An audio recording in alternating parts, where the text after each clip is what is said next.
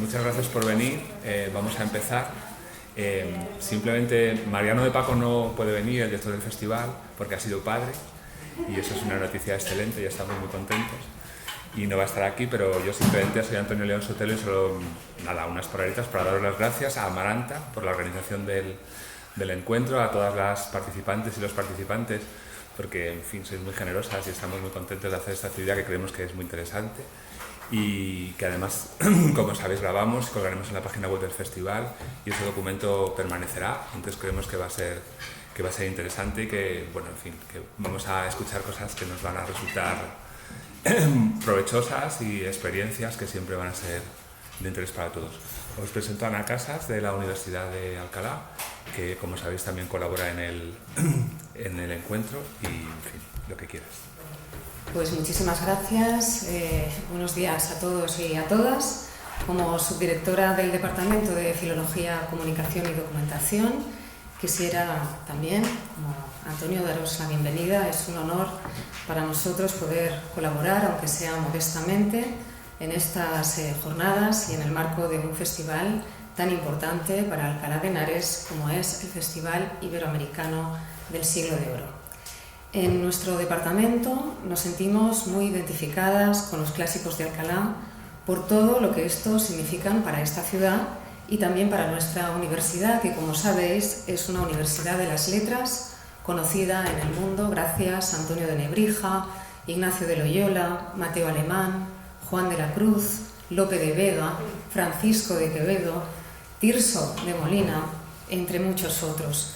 También tiene el honor de haber otorgado en 1785 el grado de doctor por primera vez a una mujer. María Isidra Quintina de Guzmán se llamaba. Aunque en la Universidad de Alcalá nos gusta presumir de ello y lo decimos así como, sobre todo el 8 de marzo y a la menor oportunidad, no está de más decir que en realidad se trató de una excepción y que esta mujer no defendió su tesis como los demás en el Paraninfo, sino en la Iglesia de la Compañía de Jesús, que es algo menos lucida. Recordaba en unas jornadas que celebramos no hace mucho en honor de la gran Cristina Peri Rossi, Premio Cervantes 2021, que esa excepcionalidad, la de María Isidra Quintina de Guzmán, pero también la de otras mujeres insignes, pervive todavía en muchos aspectos de nuestra vida académica y cultural. Por eso, ofrecer otras miradas sobre nuestro siglo de oro visto por mujeres de hoy, como reza el título de las jornadas, nos parece tan necesario. Recuperar a las creadoras, a menudo invisibilizadas, cuando no borradas directamente de nuestros libros de textos y programas de estudio, de nuestras tablas. Y también volver sobre obras conocidas, incluso muy conocidas, para alumbrar nuevas y sugerentes lecturas. En su discurso de aceptación del Premio Cervantes, Cristina Peri Rossi, a través de la maravillosa voz de una actriz, Cecilia Roth, que fue la encargada de leer sus palabras, reivindicaba a Marcela, la insumisa cervantina, que en el Quijote denuncia las leyes de los hombres injustas, incomprensibles, y reivindica por encima de todo su libertad. Marcela como icono feminista, ¿y por qué no?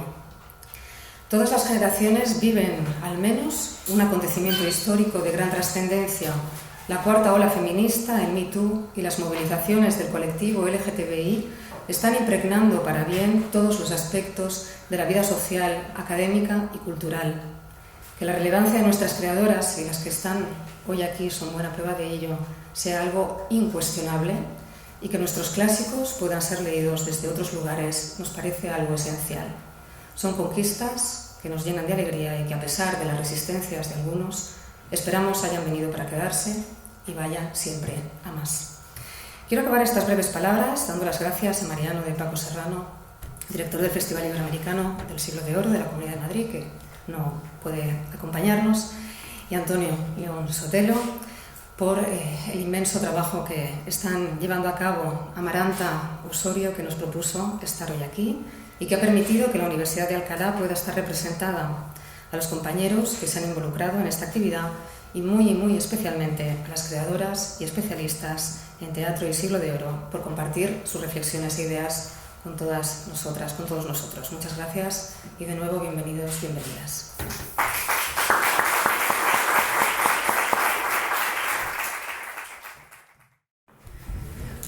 buenos días, muchísimas gracias por estar aquí. Otras Miradas surgió porque yo creo que hay una necesidad grande de recuperar a las mujeres del pasado y también quería darle voz a las mujeres del presente. Entonces he invitado a las artistas que admiro más, que trabajan con el siglo de oro, porque quería aprender de ellas y porque creo que todos podemos aprender de ellas. Entonces, en esta mesa vamos a hablar con Natalia Menéndez y con Laila Ripoll. Maui Mira desafortunadamente no pudo venir, tuvo un problema en la autopista, así que no puede acompañarnos, pero eso da la suerte de poder hablar un poquito más con ellas. Natalia Menéndez es actriz, directora, dramaturga, gestora cultural. Empezó su carrera profesional en 1987, en su faceta clásica con Miguel Narros.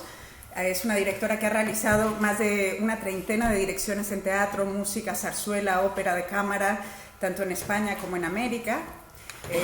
Los últimos clásicos que ha dirigido, por ejemplo, su último montaje fue La vida y sueño, de Calderón, con versión de Natalia Van Hanen, para un teatro que... el Electrotheater Stanislavski de Moscú. Es autora de obras como Querido Mozart y ha versionado algunos textos como Tartufo, Un impostor de Molière. Y ha realizado adaptaciones como Las falsas confidencias de Marivaux. Colabora desde hace más de 10 años como dramaturga de danza, también junto a 10 y 10 Danza, ha sido directora artística de exposiciones. Bueno, ha tenido a lo largo de su trayectoria, ha sido reconocida por muchísimos galardones, como el premio Chivas a la mejor dirección Nobel, o los premios Ojo Crítico y Ágora del Festival de Almagro, y también obtuvo la medalla del CELSID en 2013. En 2017 ingresa a la Orden Civil de Alfonso X el Sabio en la categoría de encomienda. En 2020 recibe el rango de Chevalier de l'Ordre des Arts et des Lettres de la República Francesa. Actualmente es la directora del Teatro Español y en lo personal a mí me dirige una obra que se llama Mi niña, niña mía en el Teatro Español y yo siempre le digo que me quiero casar con ella. Yo siempre le he dicho que no. Ya, estas cosas. Pero bueno, que es una artista que yo admiro muchísimo y bueno, les voy a hablar un poquito de Laila y así ya quedan las dos presentadas y podemos empezar esta conversación. Laila es autora y directora de escena, ha recibido entre otros el Premio Nacional de Literatura Dramática, el Max al Mejor Autor, el homenaje en la Muestra de Teatro Español de Autores Contemporáneos, el Premio Ojo Crítico de Radio Nacional de España, el Premio a la Mejor Dirección de la ADE, el José Luis Alonso y el Artemaz. Fundó Producciones Micón junto con Mariano Llorente en 1991 y ha dirigido más de 30 espectáculos de autores clásicos y contemporáneos.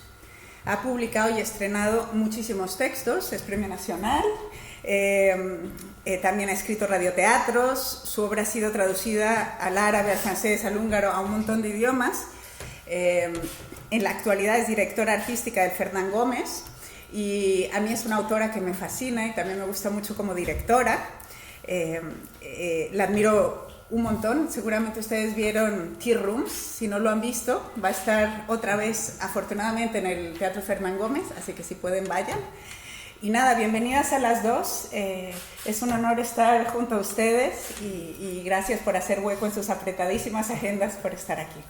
Entonces yo les he pedido a ellas y a todas las artistas que en vez de hacer una cosa como muy teórica, hablásemos desde la experiencia. Que me contaran un poco cómo ha sido su experiencia con los clásicos, cuáles han sido sus preguntas, sus dudas, sus hallazgos, los problemas que han encontrado. Así que las voy a dejar a cada uno un poquito hablar y luego ya podemos hacer preguntas. Bueno, muchas gracias, Amaranta. Buenos días, muchas gracias al festival. Muchas gracias de nuevo a Amaranta por haberme provocado este encuentro y estar junto a Laila, que siempre es un placer. Ya nos vamos a hacer compañeras de mesas. Y eso está bien, eso está muy bien, encontrarse y también encontrarse con amigas y gente que aprecias. Bueno, en el contar un poco lo de la experiencia, decir que yo creo que me encontré gracias a mi padre, con Quevedo y con Góngora en la infancia, porque él recitaba, le encantaban estos dos poetas y de pronto, perdón, ahí descubrí que eso se llamaba Siglo de Oro y que había más gente. Luego, cuando entré en la RESAT, tuve la suerte de tener a una gran maestra, una maestra absolutamente maravillosa, Josefina García Araez, que, como saben, tiene un manual, se llama Teatro y Verso, en Fundamentos, que ella era una mujer que sabía cómo provocar, cómo motivar, cómo ilusionarte con el verso, respiraba el verso y la ilusión de enseñanza, ¿no? Entonces le pedí clases particulares, nos juntamos al final un grupito de 4 y por suerte, porque yo me enamoré del verso con Josefina y a partir de ahí pensé que una parte segura de mi carrera iba a estar unida al verso. Probablemente porque la vista no, pero el oído sí lo tengo bastante desarrollado. Y entonces este elemento estético me parecía fundamental. Y según con cuál autor, de pronto entrabas en unos lugares que no los habitaba con otros autores, ¿no? Y luego, después ya, Eduardo Vasco me ofrece en la Compañía Nacional de Teatro Clásico dirigir una obra. Fue una selección bastante curiosa de muchas obras, hasta que de pronto descubro El curioso impertinente, de Guillén de Castro, donde lo que me llamó mucho la atención, además de la forma era, yo creo que casi un 40% eran apartes. Entonces era como tratar el aparte. Me parecía muy interesante la idea del aparte, porque para mí hay al menos 3 apartes: el consigo, con una misma, con la otra, con el otro y con el público, ¿no? Y esto me motivó muchísimo, y además luego pues estaba la idea del femicidio, que antes se llamaba celos, del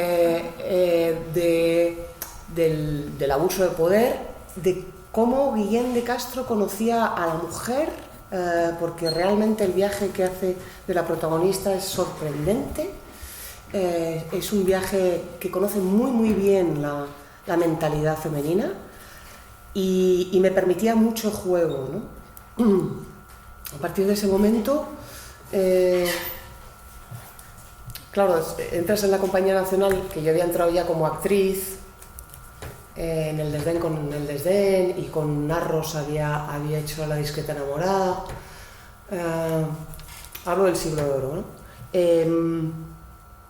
Y dices, ay, es que esto es una casa grande, ¿no? Como wow. Pero dije, bueno, mira, yo me la voy a jugar y me la jugué con un equipo que a mí me gusta jugar con equipos que a veces no conozco, igual que con actores que no conozco, porque me pone en un lugar de inseguridad que me interesa mucho en la creación. Y entonces, bueno, lo jugamos con Yolanda Payín. Fue nuestro primer encuentro y la verdad que fue maravilloso.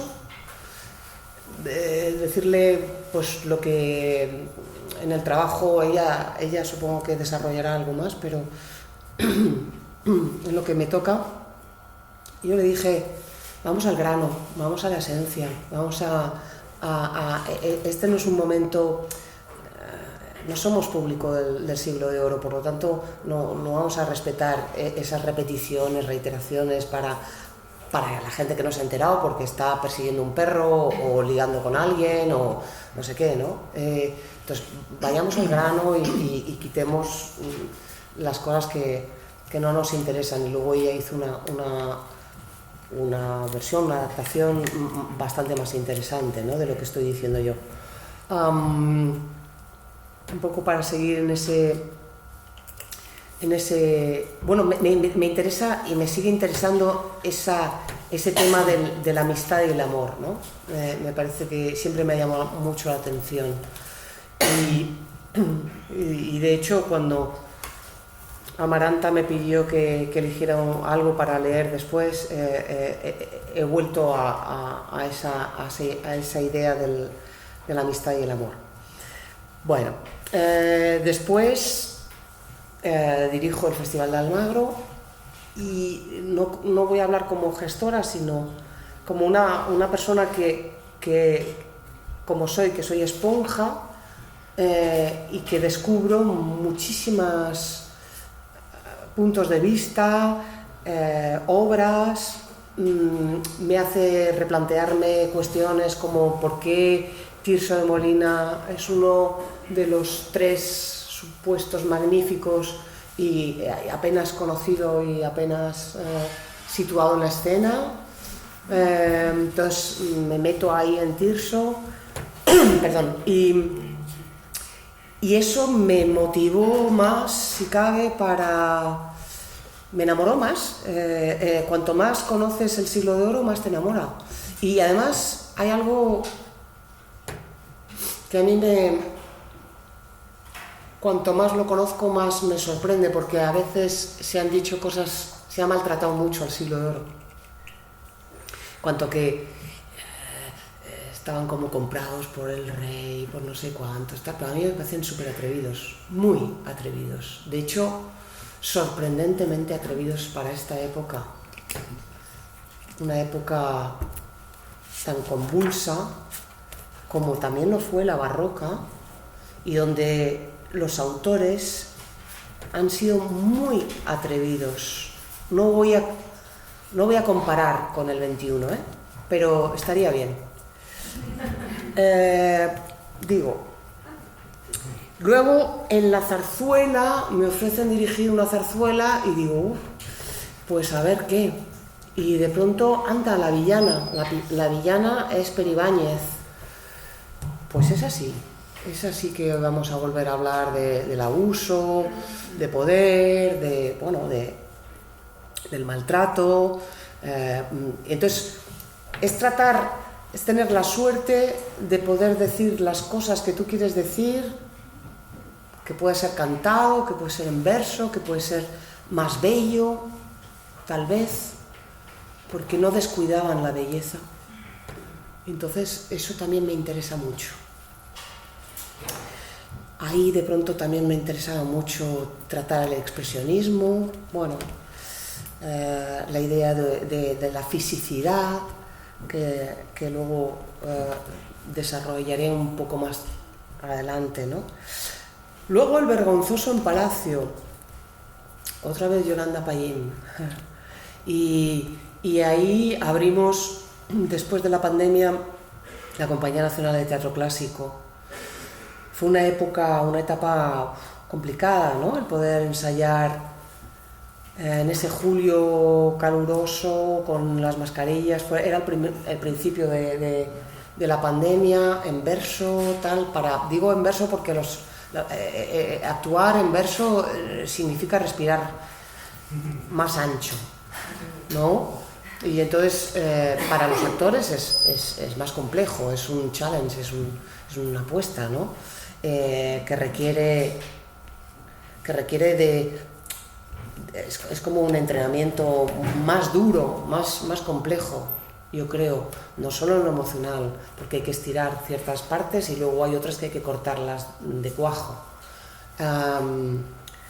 Pero es que también lo de la pandemia era como salir de pronto cada X minutos de ensayo, había que salir a la calle fue complicado. Pero el vergonzoso aportaba, además de una idea que me interesa mucho, la vergüenza y el narcisismo, interesaba mucho. También Tirso, y ese conocimiento que tiene de las mujeres y lo originales que son las mujeres de Tirso, y que Tirso a veces te lleva a dibujos animados, o sea, te lleva a una provocación alucinante con respecto a cosas como el cómic. O sea, a mí me acercaba muchísimo al hoy y diría que hasta los videojuegos. Yo me iría a hacer videojuegos con Tirso Molina. Y lo digo de verdad, no me parece impresionante Tirso para videojuegos. Lo dejo ahí. La magia que se producía con respecto al amor, cómo entra, cómo penetra sin que se pueda casi evitar, ¿no?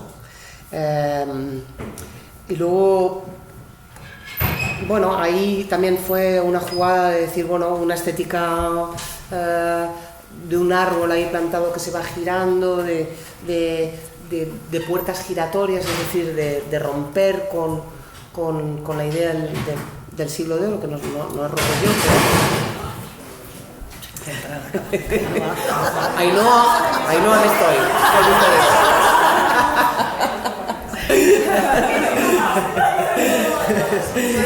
Eso es una entrada. De puertas giratorias. Bueno, también me interesaba mucho la provocación del día y de la noche, de cómo llegar al día y la noche, no sé, bueno, son cosas que a lo mejor parecen tonterías, pero que en la dirección te lleva a como que de pronto el barroco, el siglo de oro, es un homenaje al teatro, a lo bestia. Me parece que es uno de los grandes homenajes al teatro, ¿no? Como podría ser Pirandello o algo así. Es brutal, ¿no? Es el valor del juego. Y por eso me gusta tanto. Para terminar así un poco, bueno, La vida es sueño, en Moscú, que estrenamos en octubre pasado, a finales de octubre pasado, en el Teatro Stanislavski. Ahí veía el cuadro de Stanislavski mientras subía a la sala de ensayos, y todos los días le decía, buenos días, maestro. Era impresionante, ¿no? La vida es sueño. No es una casualidad que eligiera La vida es sueño para hacer allí. Y además tuve la suerte de que una autora grande, Natalia Van Hanen, hiciera una versión en ruso, en verso. Sí, con Pushkin, en fin, que hizo un... Entonces, también era cómo ver la traducción, cómo ver cómo esa mujer se apropiaba de la obra y cómo hacía suya y cómo iba a la vez metiendo autores, poetas que a ella le fascinaban, y cómo iba diciendo cosas que tenía que decir de lo que estaba sucediendo hoy. Bueno, esto del poder absoluto, ¿no? Y luego el tema de la identidad, que también es interesante en Rosaura y en Segismundo, la manipulación, los sueños, los personajes tan interesantes como Clarín. Además, al tener doble reparto, es la primera vez que yo he ensayado con doble reparto, pude hacer un Clarín femenino y un Clarín masculino, y ahí pasármelo bien. Podía jugar con eso, con el lugar de decir, Dios mío, doble reparto, que también era como, bueno, pues aquí voy a probar esto. Y fui probando, y te permite, el teatro clásico te escupe lo que no quiere, es muy, es como un niño, y también en la idea de interpretar, cuando dices no hagas puentes, no vayas hacia el naturalismo, y entonces los actores a veces dicen, pero entonces ¿cómo se actúa esto? Que esto tan raro que estás pidiendo. Y digo, tú ves a un niño, ¿no? Pues el niño pasa de la risa al llanto a querer comer, a subirse al trampolín, y no hay puentes. Pues es así. O sea, es volver al juego más infantil. Y por eso digo que el siglo de oro, el barroco, te permite jugar, volver al juego ese infantil que yo necesito tanto en esta vida. Luego, por otro lado, creo que gesto y palabra, ¿no? Que la palabra tiene una energía, tiene un movimiento ya propio por lo que destila, al hablarlo ya provoca unas ondas, ¿no? Y la fisicidad que también debes provocar con respecto a la palabra, ¿no? Pero eso lo aplico no solo al siglo de oro, sino a todo lo que hago, ¿no? Bueno, eso, permitirte todo lo que pueda ser hoy en día y también eliminar o transformar cosas como cuestiones como eso, como la de los celos en femicidio, que es, o sea, darle el valor que hoy merecen decir las cosas, porque tenemos ahora ya estas palabras que antes no estaban, y seguir admirando este atrevimiento y poderlo utilizar hoy. Creo que se pueden decir muchas cosas con el siglo de oro. Muchas gracias.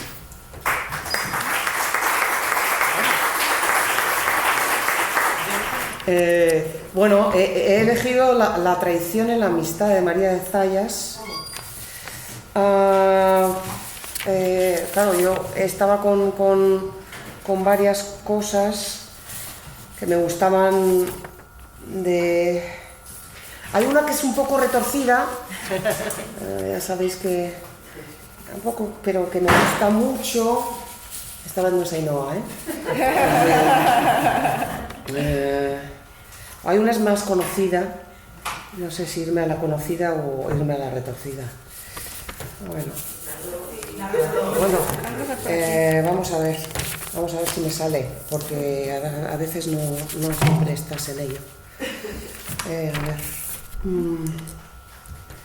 Que muera yo, Eliseo, por tus ojos y que gusten tus ojos de matarme, que quiera con tus ojos alegrarme y tus ojos me den 1000 enojos, que rinda yo a tus ojos por despojos mis ojos y ellos, en lugar de amarme, pudiendo con sus rayos alumbrarme, las flores me convierten en abrojos.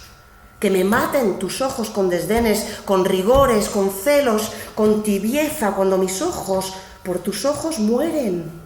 Ay, dulce ingrato, que en los ojos tienes tan grande deslealtad como belleza para unos ojos que a tus ojos quieren.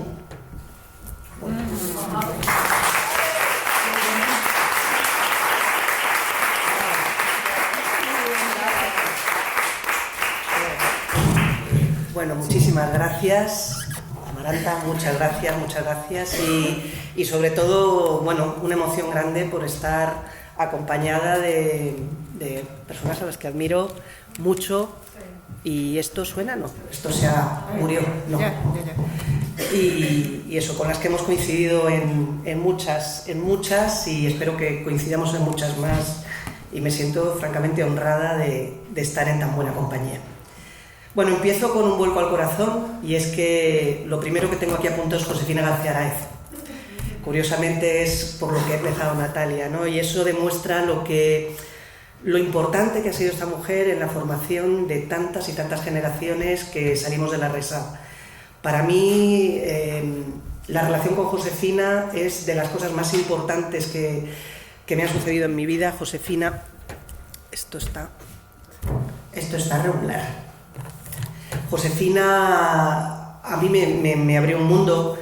Yo tenía la suerte también, como en el caso de Natalia, de tener una buena biblioteca en casa, de tener a los clásicos cerca, de tener un conocimiento de Lope, tener un conocimiento de Calderón, de Quevedo, pero encontrarme con Josefina en la Resat fue un antes y un después. Sobre todo hubo un momento enorme que fue no solo la manera de abordar el verso, sino el conocimiento de Cervantes. El conocimiento de Cervantes, sobre todo de la numancia de Cervantes.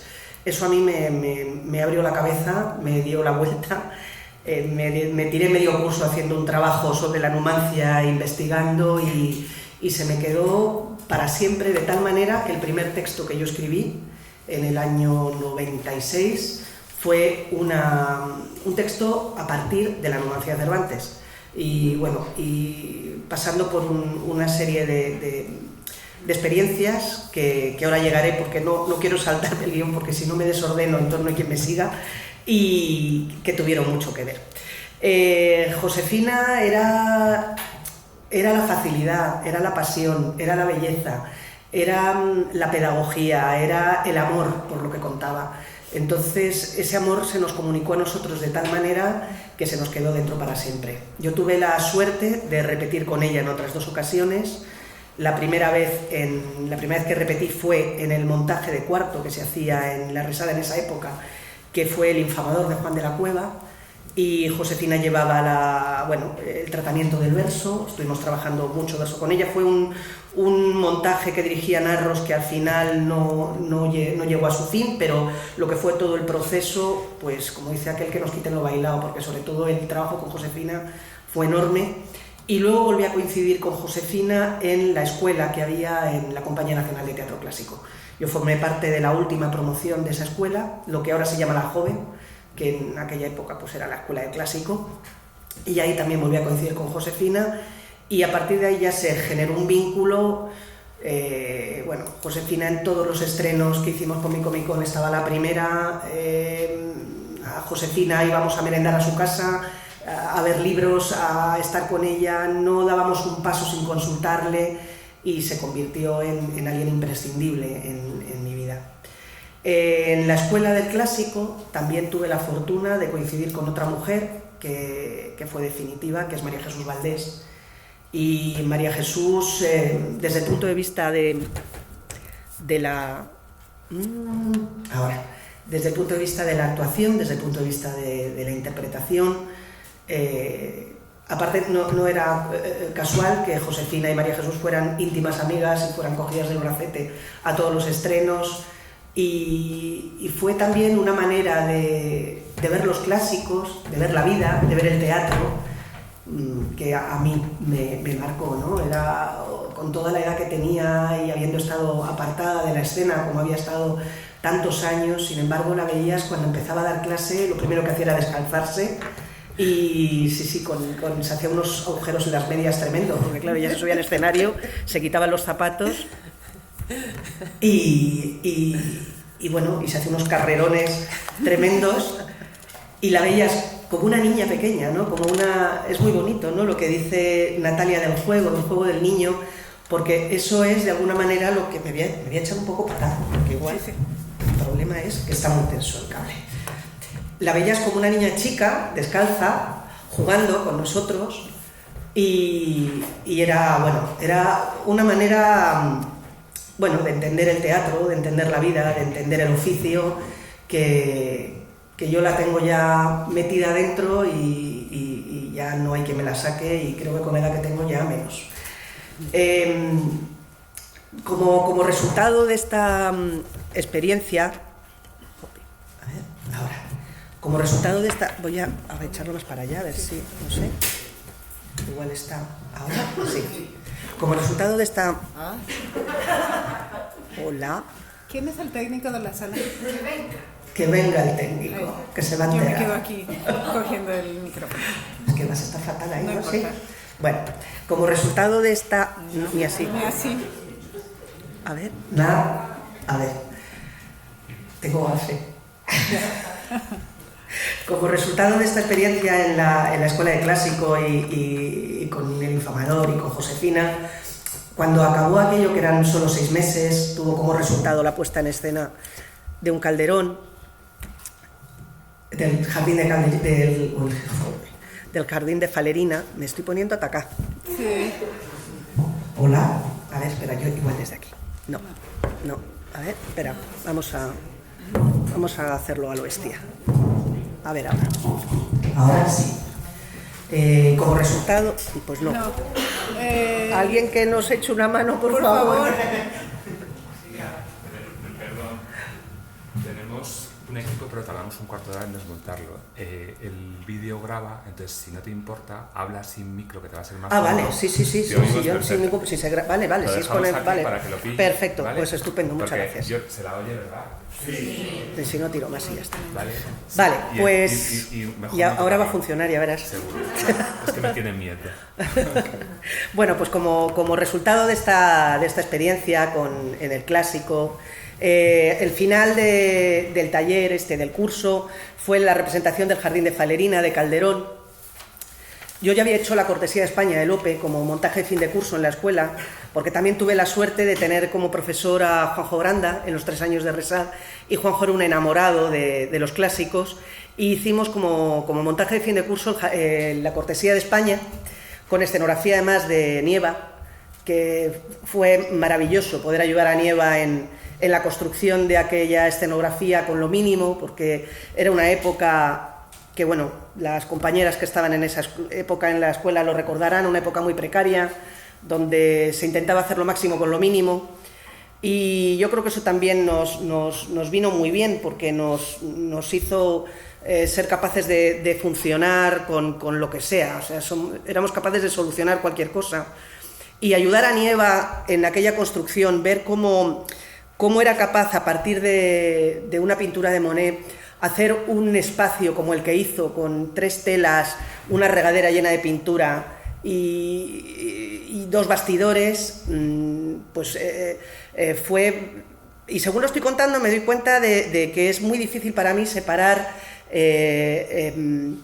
lo plástico, lo visual, lo sonoro también de lo que es el contenido y de lo que es el verso. No puedo separar de una cosa con otra. Cuando yo me pongo delante de un texto de Lope, de Calderón, sobre todo Lope y Calderón, que es lo que he trabajado fundamentalmente, pero también Cervantes, lo veo en colores y lo escucho en sonidos. Lo primero que hago es abrirme una playlist de músicas que me llevan y buscarme una paleta de colores. Eso es lo primero. Y yo creo que todo viene de esa experiencia con Nieva a la hora de hacer el espacio de la cortesía de España, ¿no? Es curioso, es una cosa que me estoy dando cuenta ahora mismo según lo estoy contando, que lo primero que me ha venido de la cortesía es Nieva y posiblemente venga de ahí.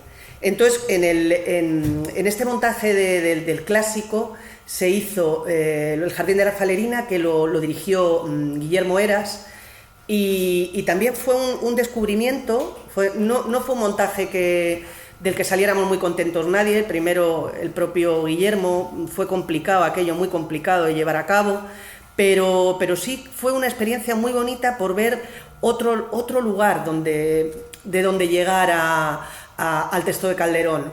Guillermo Heras venía del Centro de Nuevas Tendencias Escénicas, él quería hacer algo muy de nuevas tendencias con Calderón.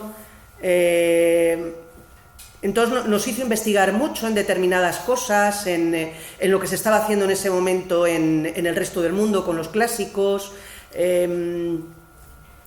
y eso nos llevó, cuando acabamos, a un grupo de gente, cuando acabamos el curso y cuando terminó la gira, que terminó en Sevilla, era además con todos los fastos de la Expo, a querer más. Nos quedamos con ganas de más. Habíamos estado viendo tanto lo que se estaba haciendo en el resto de Europa con los clásicos, que con la imprudencia y la osadía que dan los 20 y tantos años, dijimos, pues nosotros también. Vamos a ser los revolucionarios de la escena española con los clásicos, así es uno con 20 años. Y bueno, hicimos Bicomicón, dijimos, ¿cuál es el libro con más palabras del castellano? El Quijote.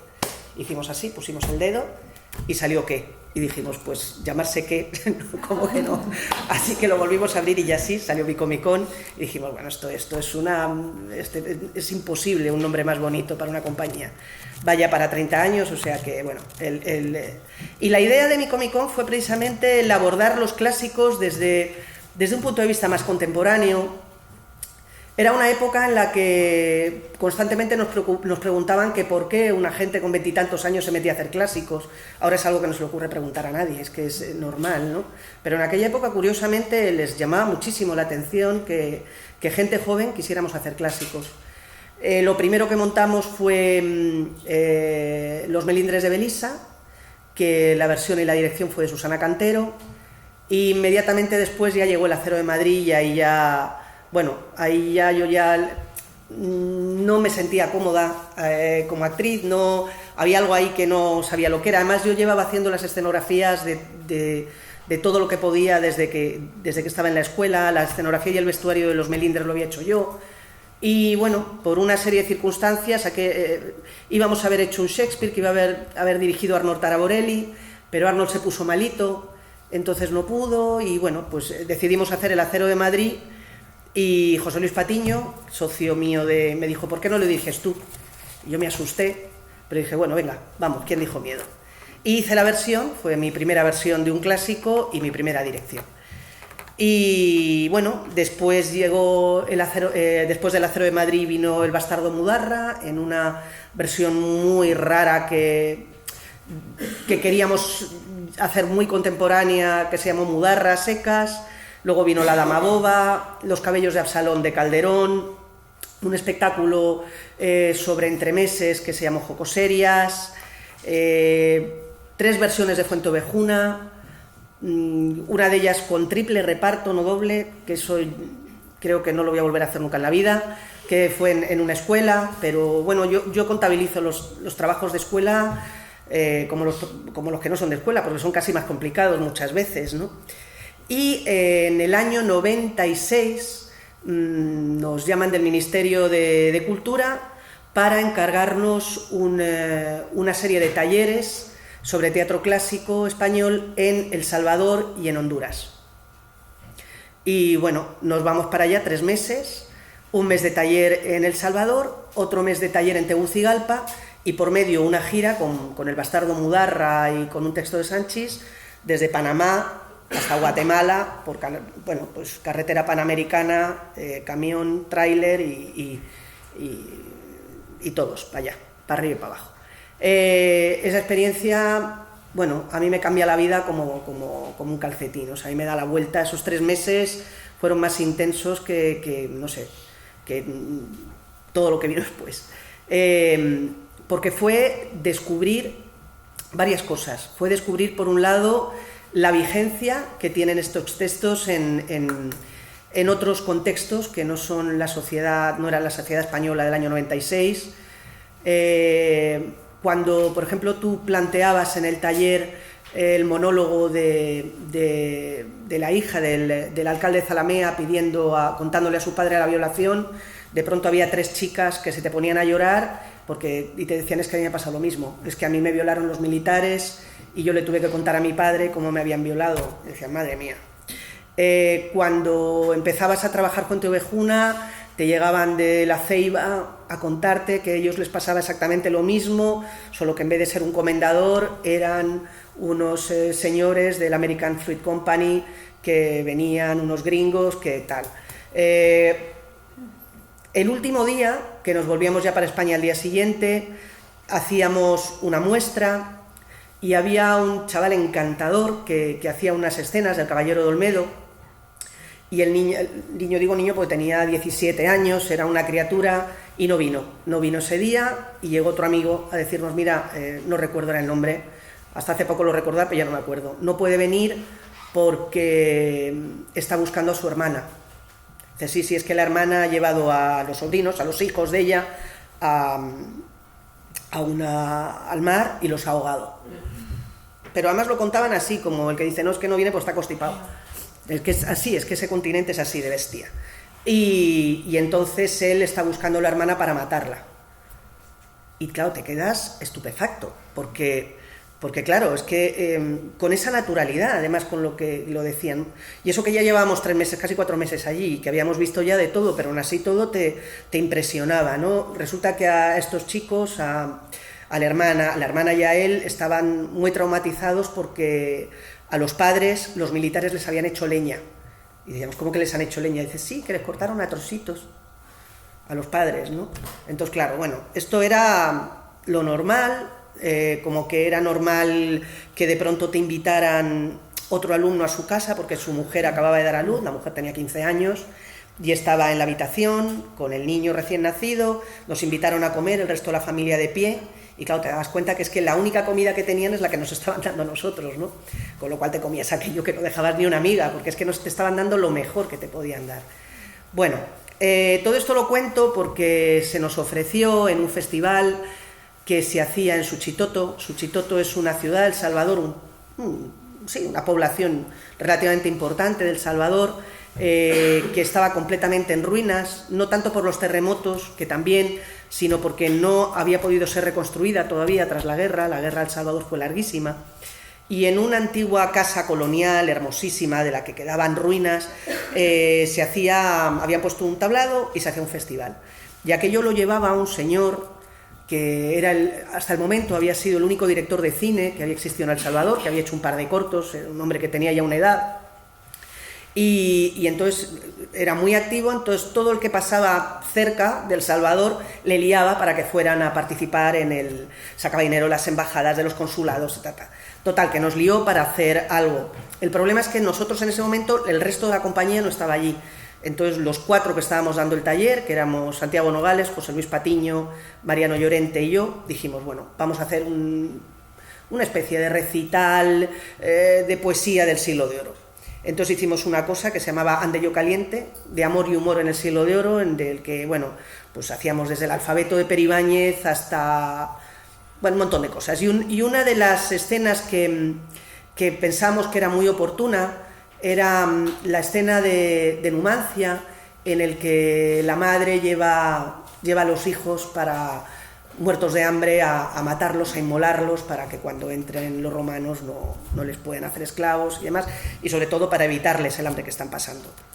Bueno, era, os digo, una casa colonial con un montón de bancos, los bancos eran los de la escuela, que traían, la mayoría del auditorio era indígena o mestizo, las mujeres daban de mamar a los hijos sentadas en los bancos, y nosotros salimos allí pues con la mentalidad de español, con unos micrófonos que habíamos traído del Teatro Nacional, una pequeña mesa para meter sonido, llevábamos panderos, porque claro, llevábamos toda la escenografía de Mudarra, y llevábamos unos panderos cuadrados y un cajón flamenco, montamos ahí una cosita, y claro, según abrimos la boca y empezamos a notar la energía que venía de ese auditorio, no sé, yo no puedo contar qué es lo que nos pasó por el cuerpo, pero fue una comunión, una comunicación como yo no he vuelto a sentir en mi vida, desde luego, y que a mí por lo menos me hizo cambiar mi manera de ver el teatro y mi manera de ver los clásicos para siempre. Ya nunca he vuelto a ser lo mismo, ¿no? Cuando llegamos a la escena de Numancia, aquellas mujeres, dando de mamar a sus hijos, empezaron a llorar. Nosotros empezamos a llorar, allí todo el mundo lloraba, pero era un llanto muy raro, porque era un llanto como de comunicación llevada al extremo, porque claro, lo que les estábamos contando eran cosas que ellas entendían desde la piel, y nos lo estaban transmitiendo a nosotros de alguna manera. Nada más terminar aquello, yo había empezado ya a tomar notas para escribir un texto, pero claro, aquello, porque justo coincidió también la guerra de los Balcanes. Entonces se juntaron varias cosas. Se juntó, por un lado, no sé si recordáis lo que supuso también la guerra de los Balcanes, porque fue un poco como lo que está pasando ahora con Ucrania, de tener la guerra en la esquina de Europa y desayunarte todos los días con noticias muy terribles. Al mismo tiempo estábamos también, no recuerdo ahora con qué guerra, en Oriente Medio. Era una época muy convulsa, entonces se juntó todo aquello con lo que estábamos viviendo de primera mano en El Salvador primero, pero luego en Guatemala. En Guatemala todavía no se habían firmado los acuerdos de paz, 3 días antes de llegar habían quemado vivo a un campesino. Era el conflicto estaba la guerra, la brutalidad estaba en las calles, estaba en todas partes, lo podías oler. En Nicaragua estaba todavía coletazos de la Contra, y estuvimos durante bastante tiempo también en la frontera, en San Marcos de Colón, donde se ocultaba la Contra, en la frontera de Honduras con Nicaragua.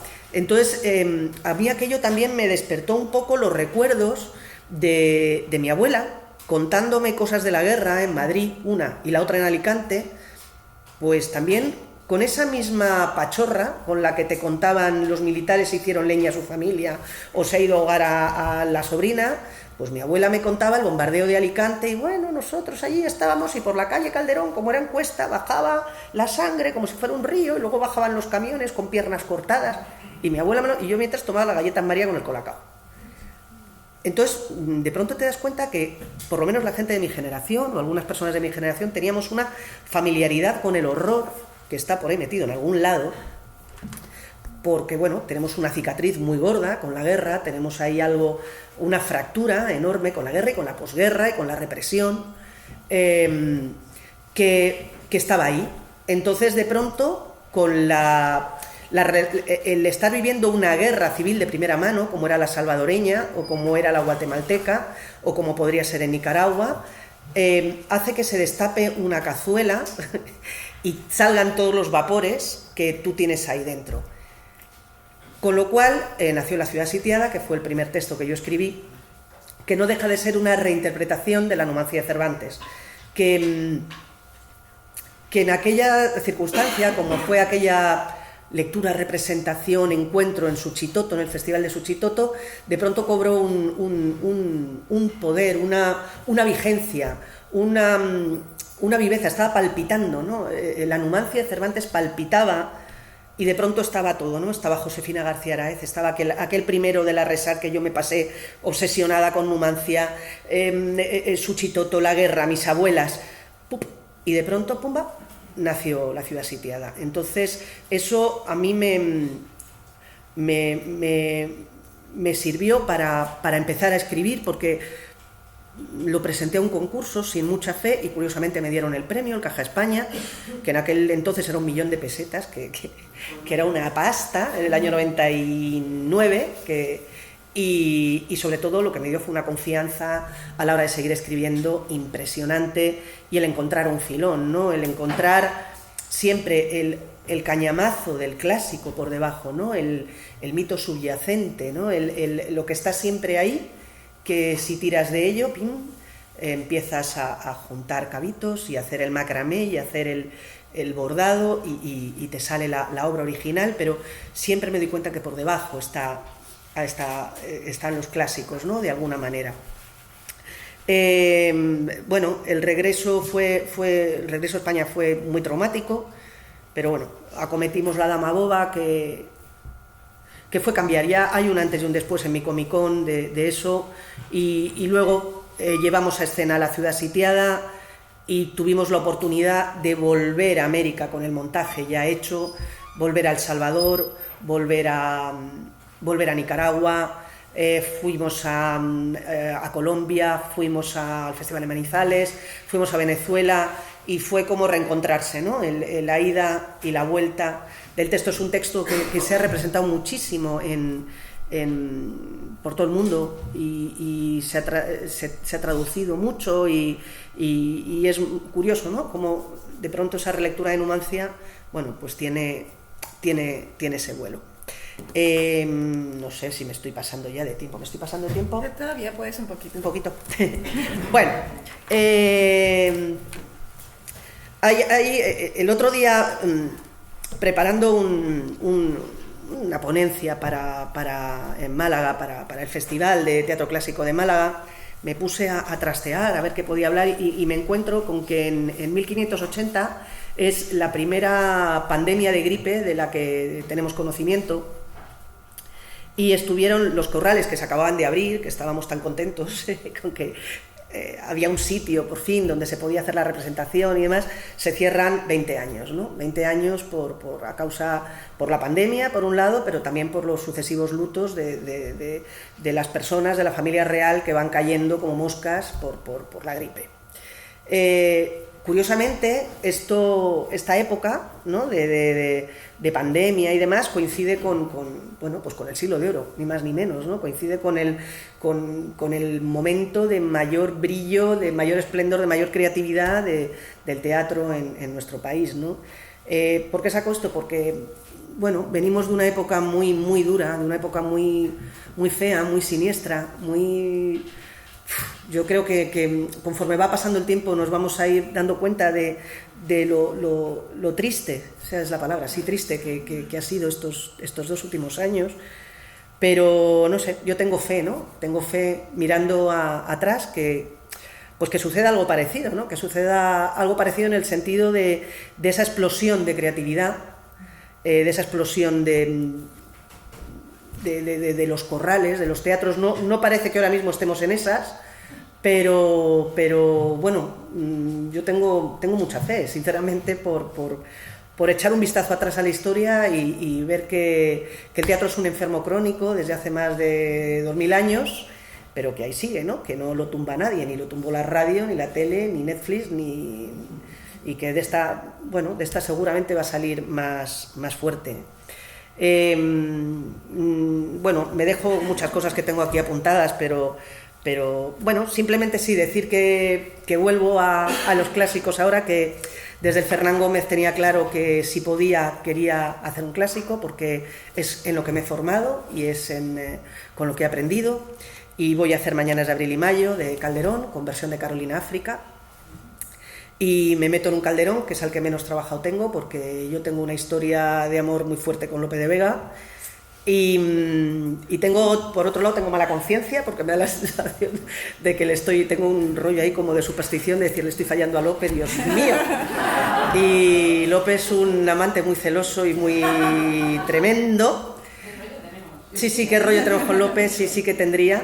Y bueno, pero Calderón he hecho muy poquito. Calderón hice, pues sí, Las Coposerias, que es teatro menor, hice una versión de Los Caballeros de Absalón, y hice El Jardín de Falerina, pero no he hecho más. Entonces, bueno, pues tengo ganas de hincarle el diente a una comedia de Calderón, porque el Calderón cuando se ponía también era muy divertido, y estoy muy nerviosa por hacer un Calderón. Entonces, mientras siga manteniendo esos nervios y esa cosa, pues me voy a meter a hacer un clásico, y Dios mío, y estoy con el tocho de Aguilar a todas partes, que me lo llevo pues vamos bien, y nada más. Y no quiero daros más la chapa, porque supongo que harán preguntas y esas cosas. Pues muchísimas gracias. Me ha fallado, ahora me ha fallado. No lo voy a tocar. Muchísimas gracias, Laila, Natalia, por compartirnos su experiencia. ¿Hay alguien que tenga una pregunta importante que quiera hacer ahora mismo? Tenemos 5 minutitos. Sino que calle para siempre. Sino que calle para siempre. No tiene por qué ser importante. ¿Hay alguien con una pregunta? ¿No? Vale. Pues a mí me gustaría preguntarles cuál ha sido, que me contasen como un proceso, tenemos 5 minutitos, o sea que no es mucho, un proceso que haya sido especialmente difícil y del que se sientan muy orgullosas, y cómo ha sido un poco, o uno muy bonito. Pues, ¿arranco? Sí, arranca. Pues mira, uno que se me ha olvidado comentar y que me parece que ha sido uno de los procesos más interesantes en un sentido, lo van a entender, con la Numancia, en 2016, para la firma de la paz en Colombia. Me llaman para dirigir el espectáculo de firma de paz en Colombia. Digo, madre mía. Y me preguntan, ¿qué te gustaría hacer? Y justo era el 2016. Y dije, pues la Numancia. ¿La Numancia?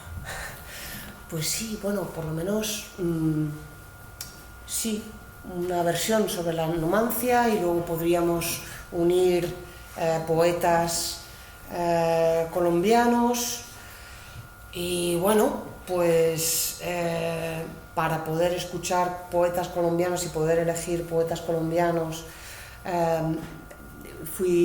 me recuerdo un viaje que fueron 4 días. En los 4 días creo que dormí un total de 5 horas, porque lo que escuché de las cosas que me iban contando, que estaba diciendo Laila, no me permitía dormir. Y para esa Numancia elegimos a unos 20 actores, actrices muy conocidos de allá, y además a los 4 grupos implicados, de personas que se habían salido y que querían formar parte del espectáculo de paz. Porque entendía que había que hacer un homenaje a los muertos y a los vivos, y que no podía ser una fiesta de estas de un concierto y de no sé qué. Me parecía que la Numancia permitía eso de una manera pues más allá, ¿no? Y bueno, creo que es de los espectáculos, primero porque se hizo en la Plaza Simón Bolívar, que es una plaza muy grande, de allá en Bogotá, gigantesca, vamos, comparada con lo nuestro es una tontería. Todo es grande allá. Y estábamos amenazados de muerte, bueno, en fin, todo.